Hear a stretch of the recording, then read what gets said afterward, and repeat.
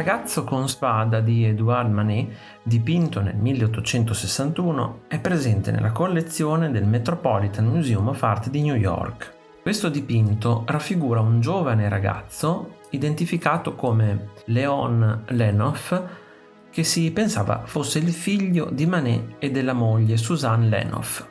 L'opera d'arte si distingue come uno dei primi esempi dell'allontanamento di Manet dai tradizionali soggetti storici mitologici, dimostrando il suo passaggio a rappresentazioni più realistiche. Il dipinto in effetti ritrae Léon in piedi, vestito con un abito scuro di velluto ornato da un ampio colletto e polsini di pizzo bianco. Tiene in mano una grande spada, sembra troppo grande per la sua età, aggiungendo un elemento di incongruenza alla composizione. Il suo sguardo è rivolto lontano dall'osservatore, conferendo una qualità pensierosa o distante alla sua espressione. La composizione del dipinto mette in mostra il caratteristico uso di luci e ombre di Manet per creare profondità e volume, allontanandosi dalla piattezza che caratterizzava gran parte della pittura accademica del suo tempo. La pennellata è sciolta ed espressiva, indicativa dell'influenza del movimento realista su Manet, concentrandosi sulla cattura di un movimento piuttosto che sulla rappresentazione idealizzata delle figure.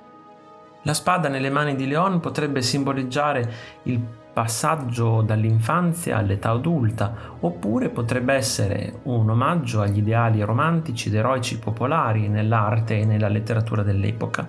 In alternativa, l'inclusione della spada potrebbe essere vista come un gesto ironico o giocoso che indebolisce la rappresentazione pomposa spesso riscontrabile nei ritratti della nobiltà o dell'alta borghesia.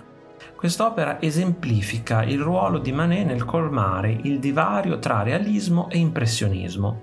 La sua attenzione su una persona reale, raffigurata in abiti contemporanei con oggetti di scena moderni, è in linea con lo stile realista, mentre la sua tecnica anticipa le pennellate più sciolte e l'attenzione alla luce che avrebbe caratterizzato l'impressionismo.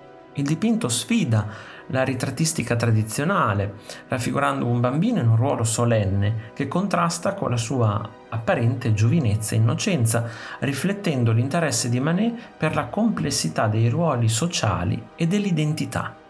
Questo dipinto non è significativo solo per i suoi meriti estetici e tecnici, ma anche per il suo posto nella narrazione più ampia della carriera di Manet e dell'evoluzione dell'arte moderna.